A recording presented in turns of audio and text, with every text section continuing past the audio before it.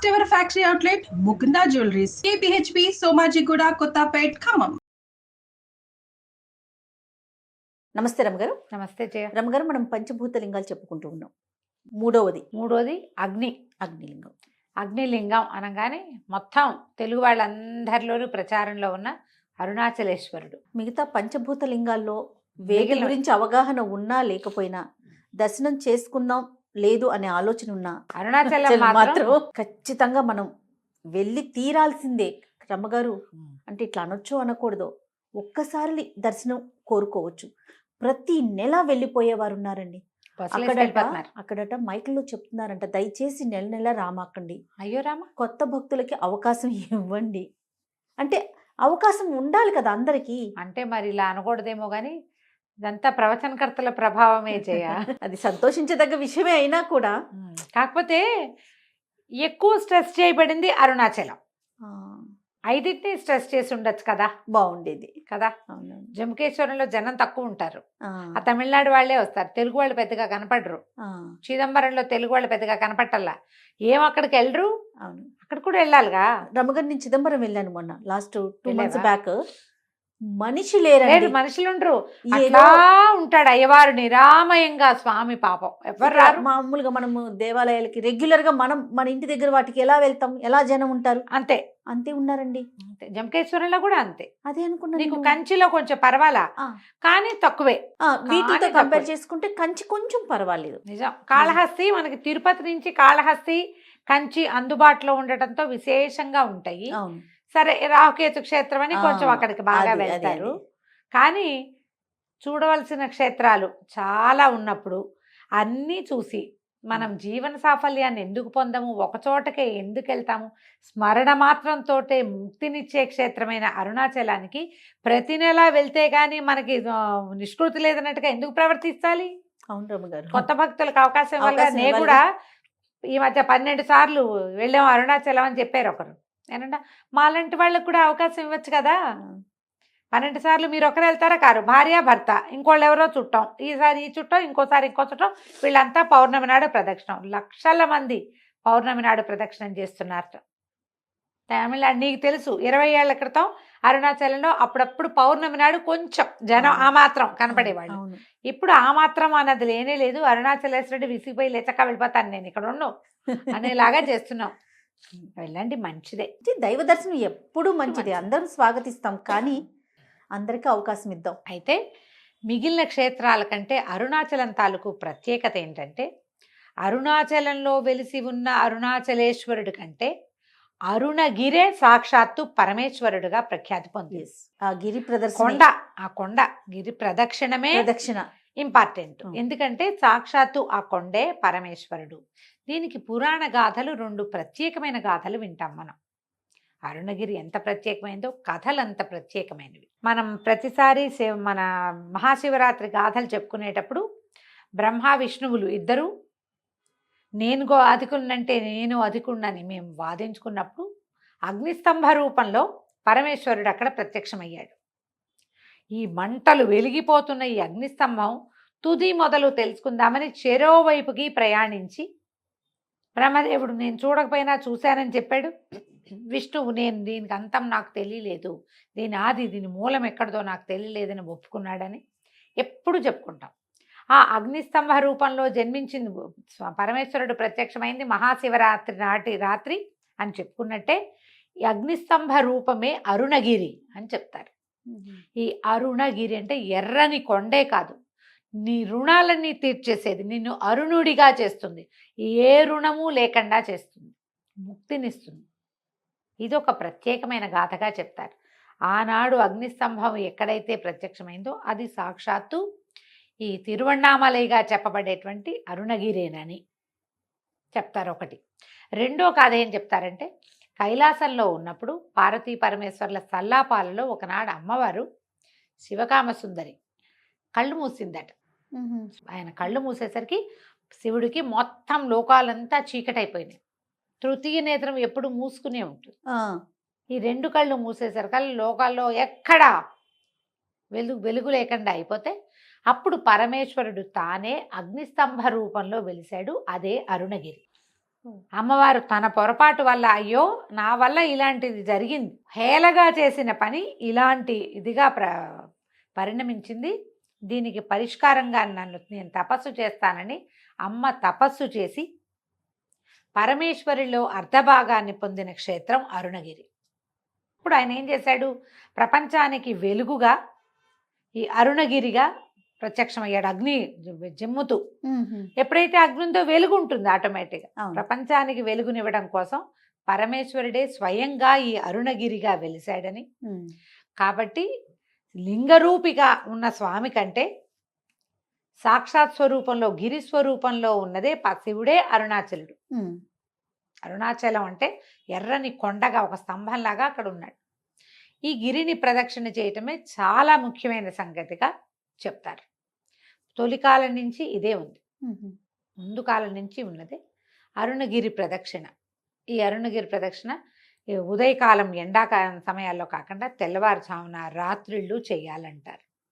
ఇక్కడ వేడిగా ఉంటుంది. అయ్యవారు అరుణాచలేశ్వరుడు గాను, అమ్మవారు అపీత కుచాంబగా, అపీత కుచాంబ సాగబడని కుచములు కలిగిన తల్లి. కుమారుడికి స్తన్యం ఇవ్వకుండా వచ్చేసిందట స్వామివారి దగ్గరికి, అందుకని అమ్మకి ఆ పేరుంది. ఇక్కడ తమిళలో అయితే అన్నామలై అని ఆయన్ని, ఉన్నామలై అని అమ్మవారిని చెప్పుకుంటారు. అన్నామలై ఉన్నామలై. మనం అపీత కుచాంబే చెప్పుకుంటాం. అభితు కుచలాంబ కాదు, లా లేదు అసలు. అపీత కుచాంబ, ఆపీత కుచాంబ కాదు. అపీత అంటే తాగబడని, కుచాంబ స్థనములు కలిగిన తల్లి, ప్రత్యేకమైన స్వరూపం. అయితే ఈ రెండు స్వరూపాల్లో అయ్యవారు అమ్మవారు వెలిసి ఉన్నటువంటి ఈ అరుణగిరినాథుడి దేవాలయం విశేషంగా కనపడుతుంది. చాలా పెద్దది, 25 ఎకరాల స్థలం, 180 అడుగులు ఉన్నటువంటి రాజగోపురము, చాలా పెద్దది, విశాలంగా కనపడుతుంది. స్కాంద పురాణంలో కూడా ఈ అరుణాచలేశ్వరుడి ప్రస్తావన ఉంది. పరమ ప్రఖ్యాతులైన రమణాశ్రమం ఒకటి కింద కనపడుతుంది మనకి. నేను వెళ్ళినప్పుడు రమణాశ్రమంలో నెమలిని చూశాను. నేను మొట్టమొదటి నా జీవితంలో ప్రత్యక్షంగా నెమలిని చూసింది రమణాశ్రమంలోని 92లో కాలేజ్ ట్రిప్లో వెళ్ళాం మేము, అక్కడ చూశాను. అప్పటికి గిరి ప్రదక్షిణ ఆనాడు ఏం తెలియదు జయ, జనం చాలా తక్కువ ఉన్నారు. మేము వెళ్ళినప్పుడు మేము ఒక బస్సులో ఎంతమంది వెళ్ళామో ఇంకో అందులో సగం మంది ఉన్నారేమో అంతే. ప్రశాంతమైన అరుణాచలం. ఇప్పుడు అసలు ఆ ప్రశాంతత లేదేమో మరి. నెమళ్ళు, కోతులు అవి కనిపిస్తాయి, బాగా ప్రశాంతంగా కనిపిస్తుంది. ఈ రమణాశ్రమం నుంచి 2 కిలోమీటర్లు ముందుకు వచ్చితే ఒక వినాయకుడి దేవాలయం కనిపిస్తుంది కదా, అక్కడ కుడిపక్కగా వెళ్ళి అది నిలబడి చూస్తే ఈ అరుణగిరి నందీశ్వరుడిలాగా కనపడుతుంది మనకి. ఈ గిరి ప్రదక్షిణ 14 కిలోమీటర్లు ఉంది. మధ్యలో 8 అష్టలింగాలు, ఇందులో ఏవో చెప్తారు కదా యమలింగము, అవన్నీ ప్రత్యేకంగా చూడాలి. గిరి ప్రదక్షిణ చేయండి తప్పకుండా, జీవితంలో ఒక్కసారైనా ఓసారి చేసినా చాలు. ఎందుకంటే ఈ అరుణాచలము స్మరణ మాత్రంతోటే ముక్తినిచ్చేదైతే నెల నెలా వెళ్ళటం ఎందుకు? అక్కడికి వెళ్ళగలిగే సెలవు, డబ్బులు, ట్రాన్స్పోర్టేషన్ ఉంటే ఇంకో క్షేత్రం చూడండి. భారతదేశం అంతా మహాద్భుత క్షేత్రాలు ఉన్నాయి, 18 శక్తిపీఠాలు ఉన్నాయి, 12 జ్యోతిర్లింగాలు ఉన్నాయి, 5 ఇన్ని రకాల పంచారామాలు, పంచభూత మహాభూత లింగాలు. ఇవి కాకుండా అన్ని క్షేత్రాలలోనూ, అన్ని ఊళ్ళలోనూ ప్రత్యేకమైన క్షేత్రాలు, అవన్నీ చూడొచ్చుగా చక్కగా. అసలు చూడని వాళ్ళు ఓసారి తప్పకుండా వెళ్ళాలి, చూడాలి. నేను అప్పుడు వెళ్ళాను జయ, కానీ నేను గిరి ప్రదక్షిణ చెయ్యాల. ఇటీవల ఒక 3 సార్లు అయినా బయలుదేరా. అవును, కుదరలేదు, వెళ్ళలేకపోయాం. సరే, మనకి అవకాశం ఇవ్వలేదు అంతే. ఇంకా భగవంతుడు ఈ వెళ్ళే దారిలో నడిచేటప్పుడు దారిలో కూడా అన్నట ఎడం పక్కగానే నడవాలి, ఓ పక్కగానే నడవాలి, రోడ్ అంతా స్ప్రెడ్ అవ్వకూడదని రెండో పక్క నుంచి ఋషులు వాళ్ళు గిరి ప్రదక్షిణం చేస్తారట. రోడ్ అంతా నడవద్దు, మనుషులు మానవులు నడిచేది రోడ్డుకి ఎడం వైపుకే నడవాలి, కుడివైపున దేవతలు కూడా ఈ ప్రదక్షిణ చేస్తారు. పౌర్ణమి నాటి రాత్రి అయితే విశేషంగా వాళ్ళు కూడా వస్తారట. అరుణాచలం ప్రఖ్యాతం అవటానికి అక్కడున్న స్థల పురాణం ఒకటి ముఖ్యమైతే, రమణాశ్రమం రెండోది. భగవాన్ శ్రీరమణులు మన ముందు తరాలలో మన ఆదిశంకరుల గురించి ఎలా ప్రత్యేకంగా చెప్పుకుంటాము. చాలా చిన్నతనం నుంచి ఇక్కడికి వచ్చి సిద్ధి పొందారు రమణులు. వారి రమణాశ్రమం అత్యంత ప్రశాంతమైంది. అది చూడొచ్చు. ఎన్నో దేవాలయాలు కనపడతాయి మనకి, అన్ని దేవాలయాలని మనం దర్శనం చేసుకోవచ్చు. ఎన్ని రకాల ఉపాలయాలు. పచ్చియమ్మన్ దేవాలయం ఒకటి ప్రత్యేకంగా కనపడుతుంది, అమ్మవారిని చూడొచ్చు. ఈ ప్రదక్షిణ చేసేటప్పుడు అన్నదానం చేయొచ్చు, కొంచెం చిల్లర తీసుకెళ్తే ఎంతోమంది సాధువులు వాళ్ళు కనపడతారు, వాళ్ళందరికీ దానాలు చేసుకోవచ్చు. నిశ్శబ్దంగా చేయండి. ఈ అరుణగిరిలో నమస్కారం కానీ ప్రదక్షిణ కానీ నిష్కామంగా చేస్తేనే దానివల్ల ఏ ఫలితం చెప్పబడిందో ఆ ఫలితం లభిస్తుంది. రకరకాల కోరికలతో అరుణాచలేశ్వరుడి దర్శనం చేయొద్దు. చాలా మంచి నియమాలు ఉన్నాయండి. దేవాలయంలోకి వెళ్ళాక నిశ్శబ్దంగా ఉండిపోండి, అసలు మాట్లాడద్దు. లోపల వెచ్చగా ఉంటుంది, అగ్నిలింగం అవటం వల్ల. ఆ లింగం ఇప్పుడు కొండే అగ్నిస్వరూపం. అవునవును. శివలింగం అగ్నిలింగం. కింద శివలింగం అరుణాచలేశ్వరునికి వెళ్తాం కదా దర్శనానికి, ఆ లోపలికి వెళ్ళినప్పుడు కామ్గా ఉండండి. ఆ అగ్ని తాలూకు స్వభావాన్ని ఫీల్ అవ్వడానికి ట్రై చేయండి. స్వరూపం అయినా ఆ వెచ్చదనను మీరు మాట్లాడుతూ ఇతరత్ర వ్యాపకంలో ఉంటే ఆ లోపల ఏ మారా ఉందో అది మనం ఫీల్ కాలేకపోతాం. అంతే కదా. అసలు అలంకారం ఎంత బాగుంటుందో జయ, భలే బాగుంటుంది. అరుణాచలేశ్వరుడికి చేసే అలంకారమే అసలు అటు మనిషి కూర్చున్నట్టుగా అనిపిస్తుంది నాకైతే. ఫోటో చూసినా నేను అలాగే ఫీల్ అవుతాను. శివలింగానికి ఎంత చక్కటి అలంకారం చేస్తారో. ఇక్కడ ఒక చోట మహాకాళేశ్వరుడు, ఉజ్జయిని మహాకాళేశ్వరుడు కూడా భలే అద్భుతమైన అలంకారాలు. తప్పకుండా దర్శనీయ క్షేత్రాల్లో అరుణాచలాన్ని పెట్టుకోండి. ఈ పంచమహాభూత లింగాల్లో 3వది అగ్నిలింగము మనం అరుణాచలం. అయితే ఇక్కడ జరిగే ప్రతి ఉత్సవము ముఖ్యమైనదే, విశేషమైనదే. ప్రధానంగా కార్తీక దీపోత్సవం మరీ విశేషమైనది. టన్నుల కొద్ది నెయ్యి వాడతారు కార్తీక దీపోత్సవం రోజున. ఇప్పుడు మన కార్తీక మాసం వేరు, తమిళుల కార్తీక మాసం వేరు కదా. మన పౌర్ణమి తర్వాత ఇంకా కొంచెం అవతలకు వస్తుంది. కార్తీక దీపోత్సవం ఎప్పుడుందో తెలుసుకుని అప్పుడు వెళ్ళే వాళ్ళు కూడా, భక్తులు అక్కడికే వెళ్ళే వాళ్ళు, తెలుగు వాళ్ళు కూడా ఆ టైంకి వెళ్ళిపోతారు అనుకో. మనం టీవీలో చూడడానికి ఇప్పుడు అవకాశం లభిస్తుంది. ఆ దీపోత్సవానికి చుట్టూతో అన్ని గ్రామాల్లో లైట్లు ఆపేస్తారు. ఆయన అక్కడ వెలిగాకే ఆ జ్యోతి, అరుణ జ్యోతి వెలిగిన తర్వాతే ఈ మిగిలిన ఇళ్లలో మొత్తం చుట్టుపక్కల ప్రాంతాలన్నీ లైట్లు వేసుకుంటారు. అక్కడికి స్ట్రీట్ లైట్లు కూడా వెయ్యరు. అవునండి. చాలా అద్భుతమైన కార్తీక దీపోత్సవం జరుగుతుంది. అవకాశం ఉంటే చూడండి. జీవితంలో ఒక్కసారైనా పౌర్ణమికి ఒక్క ప్రదక్షిణ మాత్రం చేయండి, ఎవరైనా చేయాల్సిందే. ఇప్పుడు మనం చూస్తున్న దేవాలయం 9వ శతాబ్దంలో నిర్మించబడింది. 5 ఆవరణాలుగా దేవాలయం కనిపిస్తుంది. ఆ అమ్మవారు 2వ ఆవరణలో ఉంటుంది. 3వ ఆవరణలో 1000 స్తంభాల మండపం ఒకటి ఉంది. ప్రతి ఆవరణలోనూ వేరువేరు దైవాలు కనపడతారు. తర్వాత 6 సార్లు అర్చన చేస్తారట స్వామికి. ఇక్కడ విశేషంగా నందీశ్వరార్చన, ప్రదోషకాలార్చన అవన్నీ చాలా ప్రత్యేకమైనవి అరుణాచలంలో. నువ్వు ఈ క్షేత్రాలన్నిట్లలో కూడా ఏ అర్చనకు ఆ అర్చనగానే కనపడుతుంది.